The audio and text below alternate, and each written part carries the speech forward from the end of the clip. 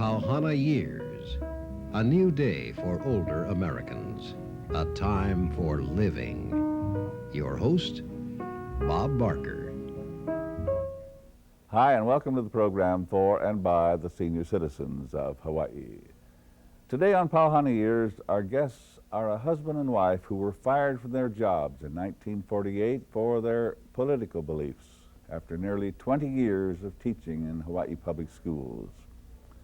In the post-war anti-labor, anti-communist atmosphere at the beginning of the Joseph McCarthy era, Governor Steinbach ordered a hearing by the Territorial Commissioners of Public Instruction, which led to their ouster. At that time, John Reinecke was an English and social studies teacher at Farrington High School, and Aiko Reinecke was a fourth grade teacher at Waialae Elementary School. About 2 months ago, the Board of Education revoked that 1948 decision and restored Mr. Reinecke's teaching certificate. Sent a letter of regret to Mrs. Reinecke, whose certificate was not revoked, recommended to the state legislature that it consider financial restitution to the Reineckes, and reaffirmed Department of Education policy guaranteeing political and academic freedom of all staff and students in public schools. So now, after all these years, what is your reaction to the board's exoneration? Naturally, we're very much pleased. Very pleased? Yes, and I'm very happy about it and hope that something like this will never happen again. Mm-hmm. Now, you were suspended in November of 1947, but not fired until October of 1948. What did you do during that almost a year period? We were very busy with our defense. Since there was no branch of the American Civil Liberties Committee here, our friends organized a Hawaii Civil Liberties Committee and conducted a petition drive to have us reinstated. They were successful in collecting 10,000 signatures. They also sent us on a speaking tour to all the islands where we told where we took our story. We were befriended by workers, housed, fed and housed by them, and they did this because they realized that we were being victimized for supporting their efforts to form a labor union. I see. Then after you were dismissed, what did you do? Almost immediately, I went to work for the Honolulu Record. It was a pro-labor newspaper edited by Koji Ariyoshi. Oh, yes. I went out to the islands to sell subscriptions to it, mostly to workers and to plantation workers and to longshore men. What other types of work did you do then during that period? Well, I went out to sell the Honolulu, not the Honolulu Record, but the World Book Encyclopedia. Oh, an encyclopedia. Yes, and house-to-house selling was very difficult, but I enjoyed meeting mothers and helping their children, learning how to use the encyclopedia.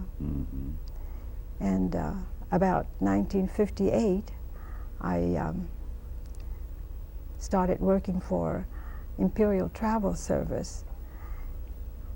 And when my friends plan to travel, they call me, and I make all the necessary arrangements, reservations, and even deliver their tickets. And it's a form of service that I enjoy and don't feel there's any need to give it up. Were you born here in Hawaii? Yes, I was born on a sugar plantation at Kahuku, where my father was a Methodist lay preacher. But we shared the life of the plantation community and know all its hardships. Where were you born, John? In the state of Kansas. In Kansas. When did you come to Hawaii then? Almost exactly 50 years ago. Well, 50 years ago. What brought you here? Just curiosity. I liked it well enough to stay. Oh, you sort of came as a tourist and then liked it and stayed, huh? That's right. Uh-huh. How long have you two been married? 44 years. 44 years. How did you meet? Well, I used to live in the same cottage as her brother. He went away to school on the mainland. When he was a little hard up for cash, I sent him $100. He said he would repay me 100-fold. I took her as security and have kept her ever since. Never got the money, but holding on to the security. I'm holding on to the security. John, what were your chief interests in your education? Study and writing, particularly history. History. And, but I never had the chance to get a professional training in it. Oh, I see. I, excuse me, I majored in sociology, and that led me to study the local dialect, so-called Pidgin English. Uh-huh. You're known for your writing on Pidgin English. How did that come about? Just through that study that you were making?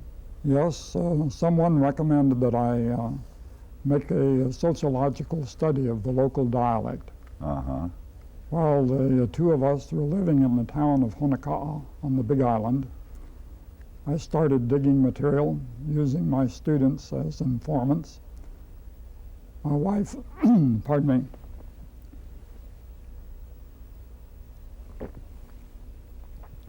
my wife and I in 1934 had published the first amateur study of the dialect. Oh. And the following year I presented a master's thesis giving the historical background. Then 30 years later, thanks to Professor Stanley Tsuzaki in the linguistics department at the university, that thesis was published. Mm-hmm. Did you get your master's here at the university here? At the university here in 1935. But didn't you go to the mainland to school too? Immediately after that, we went to the mainland for 2 years. Where did to you go? Yale.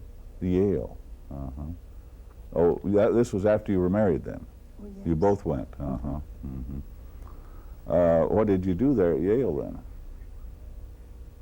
Well, I was in the Department of Race Relations, but I continued my study of Pidgin and Creole languages. Mm-hmm. Creole languages, I might explain, are Pidgins which have become stabilized, that are spoken as native languages by the population, Oh, and I see. are not makeshift any longer. They can be used for literature, anything Mm-hmm. that any language is used for. Mm-hmm. They have an elaborate structure. Yes. Did you follow up on this interest then when you came back to Hawaii? No, I didn't, because I didn't have an academic career. Materials were hard to come by at that time. And then I got interested in labor affairs here.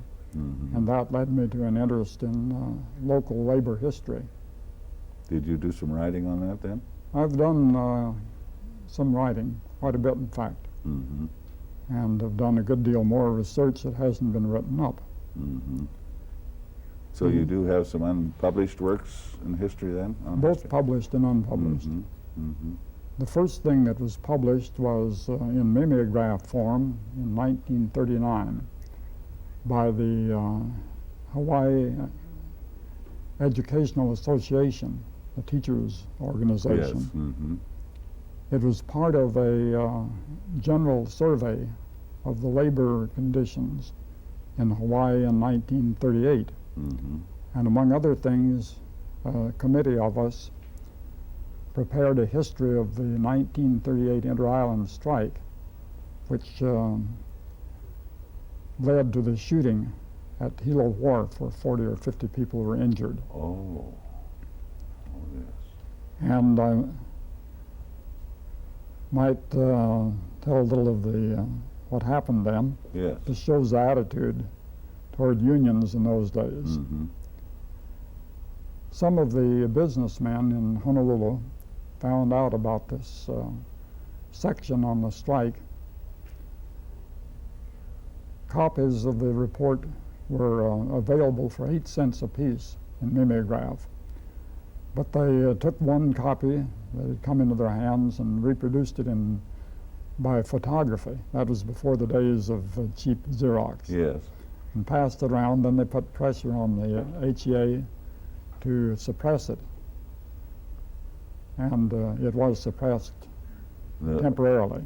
The Hawaii Education Association did suppress it then, as a result of that pressure? Temporarily, but the conference in 1940 reversed the officers. Mm-hmm. Mm-hmm. Then I've done other work since.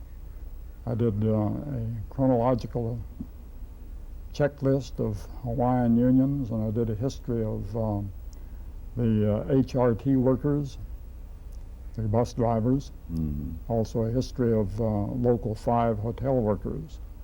These have been published, 2 of them by the Industrial Relations Center here. Aiko, you were born and raised here in Hawaii. What was your childhood like? On plantation, was it? Did you grow up on a plantation? Yes. What was that like back then? Well, life on the plantation was very frugal. It was the period when there was no electricity. We did have running water, but not running hot water in the kitchen. Yes, and cooking was on a wood stove. Although we did have a kerosene oil stove too to supplement the wood stove, and women went to work in the fields along with the men, and my mother supervised a little daycare center where women brought their children, their infant children and younger ones who didn't go to school, to be cared for. I remember distinctly the struggle in 1920 when there was a Japanese and Filipino strike, when the whole village was evicted. I watched the people leave with whatever they could carry and left for Honolulu. Oh, the workers, because they were on strike, were kicked out of the houses on the plantation, yes. I see, and they had to leave. Yes, and from a very early age we all went to work because wages were small and we had to help supplement the income to the family. By early age, how early do you mean? Well, I know I went to work when I was 11 and worked when I was 11, 12, and 13. And when I came to high school, since there was no high school in Kahuku, I had to come here to Honolulu. I worked in the pineapple cannery. Oh, yes. And at that time, the canneries paid only 13 cents an hour for packing pineapples into cans. Back on the plantation, what kind of hours did you put in as a youngster? Well, when you worked on the in the fields, it was all day work. I don't remember how many hours, but we started early and started quit. sun up and quit Yes, at sundown. and got paid about 50 cents a day. But even that was necessary earning for the family budget. Your father, you say, was a lay minister? Yes, but he didn't stay in it after 1913 because he couldn't raise his family of 7 children on $40 a day. So No, you don't mean $40 a day. $40 a month, excuse me. And I went to work for Libby McNeil and Libby Pineapple Company. During your early years, were you inspired to become a teacher, or was it just one of the jobs a girl could aspire to then? Well, I was very fortunate that in my 8th grade year, I had a very fine principal named Mrs. Maud Sisson. She was a mother to all the children in the school. She was interested in interested in us not only during school hours, but after school hours. She would invite the children to use the school playground to come and play, and invited us to her home where she'd read us Shakespeare, and we loved her. She also taught Sunday school open up the classrooms for that. And so she said that if I ever became a teacher, she would be glad to have me in her school. And so I sort of worked toward that objective. And I did go to teach with her at Koloa when I first was graduated from the normal school. Now, are there any things that you can say during your life or early years together that led to developing your interest in the philosophy of socialism? Was it before you were married that you became interested, or after? Well, I would say for myself that the experience of watching a whole camp full of people being evicted left a deep impression. And when my father worked for Libby's, he was eventually laid off when he needed the work most.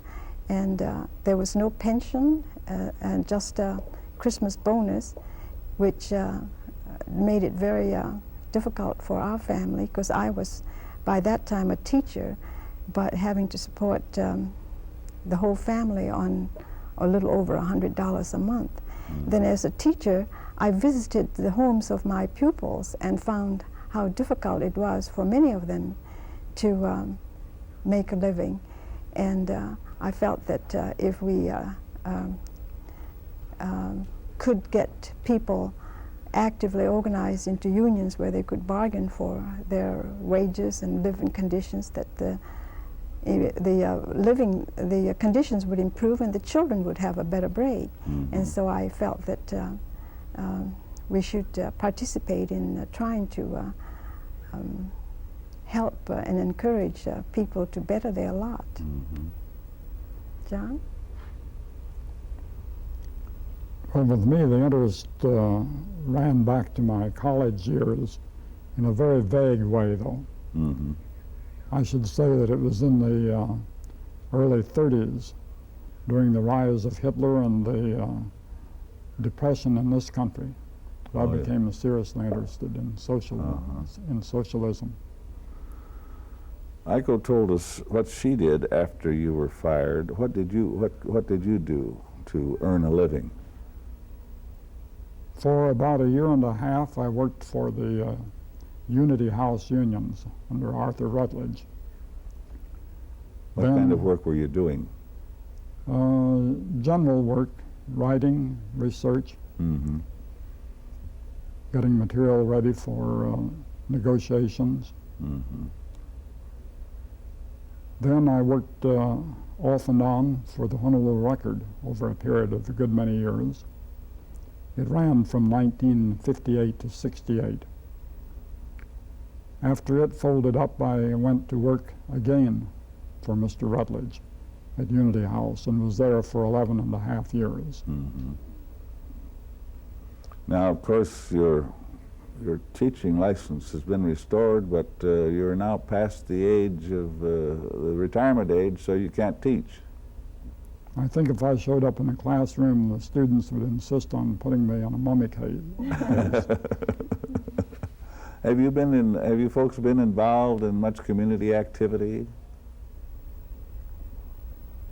Yes, in the middle 60s, I was active in the Hawaii Women for Peace and a committee called Committee to Stop the War in Vietnam, which organized very effective demonstrations against the war. And another anti-war activity I participated in was staffing a draft counseling office located at the Church of the Crossroads. This was where young men could come and learn what alternatives there was to the draft, such as requirements for conscientious objectors.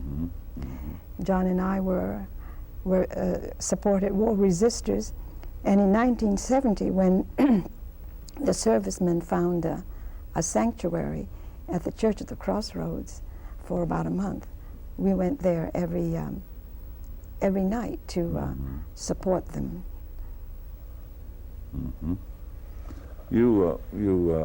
You have a interest in hiking, I understand.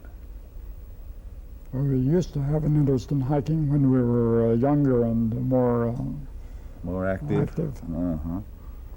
And did you do it just casually, or were you into organized hiking? We went to weekly hike with the Hawaiian Trail and Mountain Club, but during the Red Scare, they expelled us, and the excuse they gave was that with our names on the membership rolls, they couldn't get other people to join it. Well, this was after you had been fired. Uh-huh. Yes. Is this one of your books? I helped edit it. This is called Prisoner of Conscience, Chen Yushi. It's a translation from the Japanese. And for a period of about 6 years, we were very active in that case.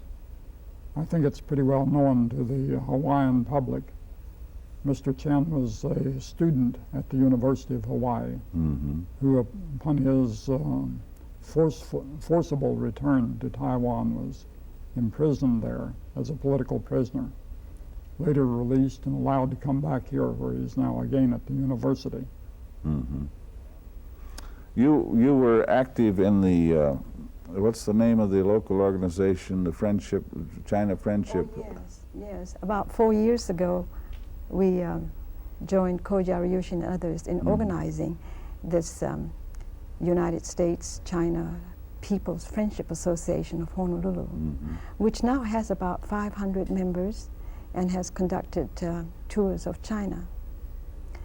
It is an educational organization where we can learn about China, a socialist country which has eliminated the profit system and has been able in less than 30 years to build a self-confident, spirited, cooperative society, one in which nobody suffers want, and most people feel that they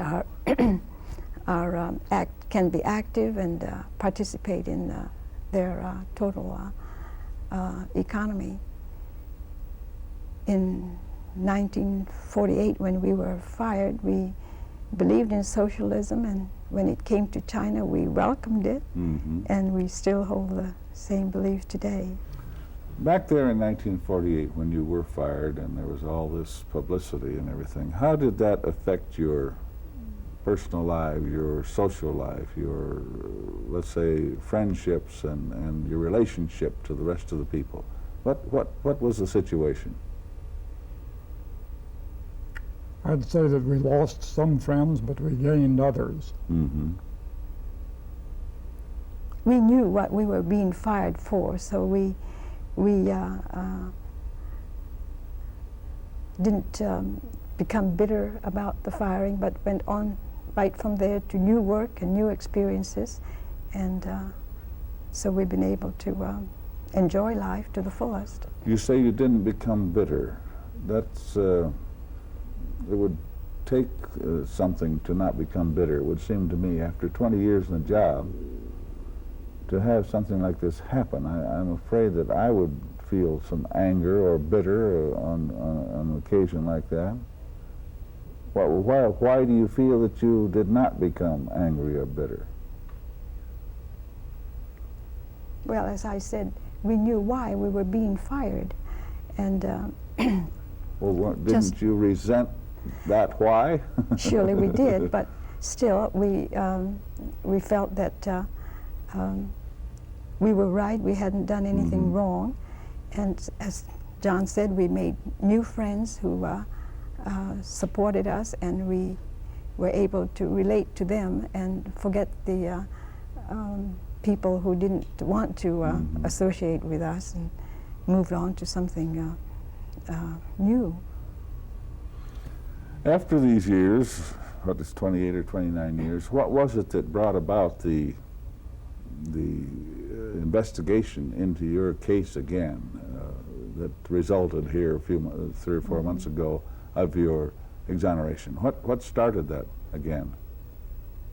What immediately touched it off was the writing of a dissertation presented here at the university by Dr. Thomas Michael Holmes called The Specter of Communism in Hawaii.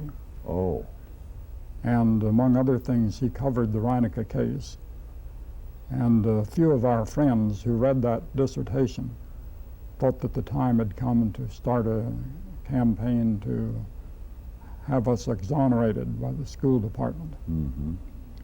And somewhat to our surprise, the campaign snowballed, and we were exonerated. To your surprise, in other words, when it started, you really didn't expect much to come of it? I thought we had been forgotten. I see. Uh-huh. That there wouldn't be that much interest developed in this day and age. That's right. Mm-hmm. Did you appear or make personal appearance at any of these hearings these past few months? No, the Committee for Justice for the Reineckes They took made the all the lead appearances. and made all the appearances. So you didn't have to go and talk or testify or anything? No. Mm-hmm. And so now you feel relieved and happy that it's all over, even though all these years have passed. That's right. Well, thank you very much, both of you, for coming and visiting with us. Our guests, Aiko and John Reinecke, who were fired from their public teaching jobs 29 years ago because of their political beliefs and recently exonerated by the State Board of Education. And that's Pauhana Years for today. Until our next program, this is Bob Barker leaving you with this thought from the late Adlai Stevenson. I'm no more in favor of socialism than anybody else. But if I don't like creeping socialism, there's something else I dislike just as much, and that's galloping reaction. Try to remember when life was so tender, that dreams were kept beside your pillow. Deep in December, it's nice to remember the fire